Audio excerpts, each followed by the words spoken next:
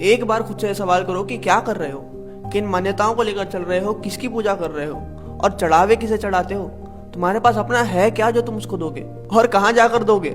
क्या अभी तुम जहाँ पे हो वहां तुम्हें परमात्मा नहीं मिल सकता। अगर मछली पानी में रहकर पानी को ढूंढती रही तो एक दिन उसे भरोसा हो जाएगा कि पानी होता ही नहीं है। तुम जिस जगह पे पैदा हुए हो, जिस जगह पे तुम अभी हो, जिन हालातों में, जिन लोगों के बीच तुम रह रहे हो, क्या ये तुमने चुना था अपनी मर्जी से। क्या होता अगर किसी ऐसी जगह पे पैदा हो जाते जहाँ बेरहमी से आज भी लोगों को मारा जा रहा है, जहाँ भूखमरी से, गरीबी से लोग मर रहे हैं। हो सकता है आज तुम वहां पर उनकी जगह पे अपनी जिंदगी को कोस रहे होते। अगर एक मिनट के लिए ठहर कर सोचोगे तो समझ में आएगा कि आपकी फ्री विल सिर्फ आपके कर्मों तक है, आपके एक्शंस तक है। लेकिन आप जिस बॉडी में, जिस माइंड से और जिस जगह पे, जिस वातावरण में रहकर वो एक्शंस ले रहे हो, वो आपके हाथ में नहीं है, और ना ही आप किसी और इंसान का ठिकाना ले सकते हो। कितनी बेवकूफों वाली बात है कि जिसने करोड़ों जीव जंतु, करोड़ों जानवर बनाए हैं और रोज उनका पालन कर रहा है, वो तुम्हें खुश रखने के लिए, तुम्हारी पालना करने के लिए तुमसे शर्त रखेगा कि मेरी पूजा करो, मुझे मानो, वरना मैं तुम्हें दुख दूंगा। अगर आज तुम ये फैसला कर लो कि आज के बाद मैं कोई पूजा नहीं करूंगा, कोई साधना नहीं करूंगा, कोई चढ़ावे नहीं चढ़ाऊंगा, सब कुछ छोड़ दूंगा और सिर्फ एक भरोसा रखूंगा कि वो जो करोड़ों ब्रह्मांडों को चला रहा है वो मेरी भी पालना कर सकता है,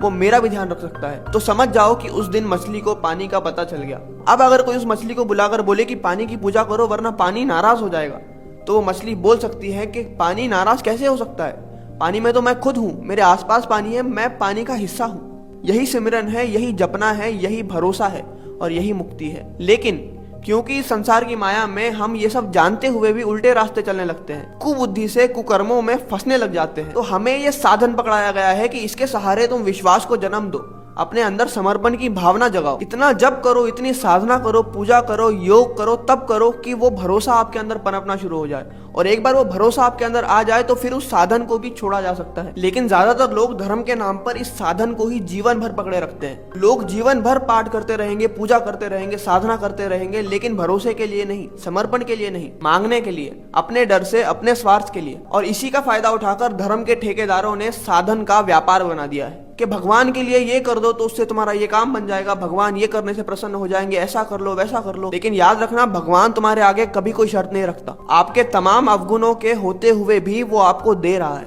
और निरंतर दे रहा है, और इस बात का एहसास और भरोसा ही आपको आनंद में स्थित कर सकता है। हम और आप ऐसी मछली है जो चाहकर भी इस परमात्मा रूपी सागर से बाहर नहीं आ सकती।